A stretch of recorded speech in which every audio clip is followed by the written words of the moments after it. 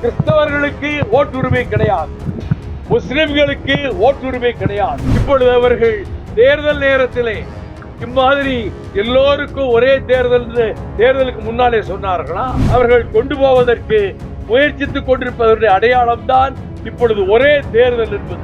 இது எல்லா மக்களையும் பாதிக்கும் ஒரு தீர்மானத்தை பிரகடனம் செய்திருக்கிறார்கள். அதன்படி இனிமேல் இந்தியா என்ற நாடே யாரும் அழைக்கக்கூடாது, பாரத் என்றுதான் சொல்ல வேண்டும். எடுபடியாக அவர் மக்களை குழப்பிக் கொண்டிருக்கிறார். தமிழ்நாட்டுக்கு பெருங்கேடு இங்கே இருக்கக்கூடிய கவர்னர். இப்பொழுது அவர்கள் தேர்தல் நேரத்திலே இம்மாதிரி எல்லோருக்கும் ஒரே தேர்தலுக்கு முன்னாலே சொன்னார்களா?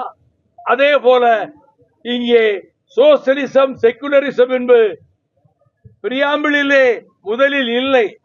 ஆனால் 1944வது சட்ட திருத்தத்தில் அவர்கள் பிரியாம்பிளிலே சோசியலிசம் செக்குலரிசம் என்ற 2 வார்த்தைகளையும் சேர்த்தார்கள். அவர்களுடைய வழியிலே, இந்துத்துவ வழியிலே, சனாதன வழியிலே அவர்கள் கொண்டு போவதற்கு முயற்சித்துக் கொண்டிருப்பதனுடைய அடையாளம் தான் இப்பொழுது ஒரே தேர்தல் என்பது. இது எல்லா மக்களையும் பாதிக்கும், எல்லா கட்சிகளையும் பாதிக்கும். மொத்தத்தில் அரசியல் கட்சிகள் அனைத்தும் இதிலே மிகுந்த கஷ்டத்துக்கு உள்ளாக நேரிடும். ஆகவே இதை எதிர்க்கிறோம் என்பதை ஊராக சென்று சொல்லி இந்தியாவிலே இருக்கக்கூடிய மக்களை திரட்ட வேண்டும்.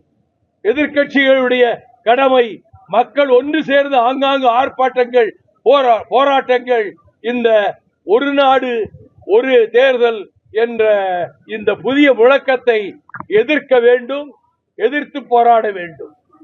அதே நேரத்தில் இவர்கள் ஆட்சி புரிகிற இந்த நேரத்திலேயே அவர்கள் ஒரு சனாதன மாநாட்டை வாரணாசியிலே நடத்தினார்கள்.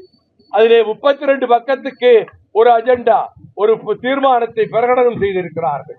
அதன்படி இனிமேல் இந்தியா என்ற நாடே யாரும் அழைக்கக்கூடாது, பாரத் என்றுதான் சொல்ல வேண்டும். டெல்லி தலைநகராக இருக்காது, தலைநகரம் வாரணாசிக்கு மாற்றப்படும். கிறிஸ்தவர்களுக்கு ஓட்டுரிமை கிடையாது, முஸ்லிம்களுக்கு ஓட்டுரிமை கிடையாது. இதையெல்லாம் வைத்து அவர்கள் இந்த தீர்மானங்களை வைத்து அவர்கள் ஒரு மாநாடு நடத்தினார்கள் அண்மையிலே. இதுதான் அவருடைய நோக்கம். எல்லோருக்கும் வாய்ப்பு கொடுக்கக்கூடிய இதுதான் மதச்சார்பற்ற தன்மை. ஆனால் அதையும் போக்கிவிட்டு Christians and Muslims have no voting rights. இதான் இந்த தீர்மானம் போட்டிருக்காங்க. இது மக்களுக்கு ஜாஸ்தி தெரியாது. நோக்கம் என்னவென்றால் படிப்படியாக இப்படி வந்து இங்கே ஒரு கவர்னர் இருக்கிறார், அடிப்படை ஆதாரங்களை அலசி ஆராயாது வாய்க்கு வந்ததை பேசிக் கொண்டிருக்கிறார். இப்படி ஒரு மோசமான கவர்னர் தமிழ்நாடு சரித்திரத்திலேயே வந்ததில்லை. அவர் சனாதனம் என்பதுதான் எல்லாரும் ஏற்றுக்கொள்ள வேண்டிய ஒன்று. திடீரென்று ஒரு நாளைக்கு பாரதி பாராயணம் செய்கிறார், ஒரு நாளைக்கு தமிழ் உயர்ந்தது என்கிறார். எல்லாம் இங்குள்ள மக்களை ஏமாற்றுவதற்காக. இந்த ஆளுநர் ஒரு சார்பாக மத்திய அரசுக்கு, மோடி அரசுக்கு ஏஜெண்டாக, எடுபடியாக அவர் மக்களை குழப்பிக் கொண்டிருக்கிறார். தமிழ்நாட்டுக்கு பெருங்கேடு இங்கே இருக்கக்கூடிய கவர்னர் பதவியையே ஒழிக்க வேண்டும் என்று அண்ணா அவர்களே ராஜ்யசபாவிலே சொன்னார்கள். நானும் அதற்காக ஒரு மசோதாவை தாக்கல் செய்தேன் ராஜ்யசபாவிலே இருக்கும் போது. அதன்படி இந்த கருத்திலே உறுதியாக இருந்து மதச்சார்பற்ற தன்மையையும் பாதுகாத்து இந்த கவர்னர் பதவியே ஒழிக்க வேண்டும், எங்கே இருக்கக்கூடாது. அதை மூத்த தலைவர்கள் அரசியல் நிர்ணய சபையிலே சொல்லி இருக்கிறார்கள். இந்த நேரத்தில் ஒரு மகிழ்ச்சியான செய்தி, குகேஷ் அந்த சதுரங்க போட்டியிலே, செஸ் போட்டியிலே உலகத்தின் சாம்பியனாக வந்திருக்கிறார். தமிழர்களுக்கு பெருமை, இந்திய நாட்டுக்கு பெருமை, நம் தமிழ்நாட்டுக்கு பெருமை. ஆக அப்படிப்பட்ட இளைஞர்கள் இப்பொழுது கல்வியிலும் மட்டுமல்ல, இம்மாதிரியான விளையாட்டுகளிலும் அவர்களாகவே பயிற்சி பெற்று உலகத்தினுடைய முதல் சாம்பியனாக வருகிறார்கள். அந்த தம்பிக்கும் நான் வாழ்த்து சொல்ல விரும்புகிறேன். வெள்ளம் ஆங்காங்கு கரை புரண்டு ஓடுகிறது, மழை தண்ணீரிலே மூழ்கி கிடக்கின்றன.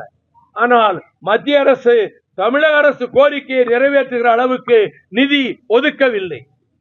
அவர்கள் பீகார் என்றால், குஜராத் என்றால், உத்தரப்பிரதேசம் என்றால், அதிலும் குஜராத்துக்கு தனி மதிப்பை அவர் கொடுக்க தயாராக இருக்கிறார்.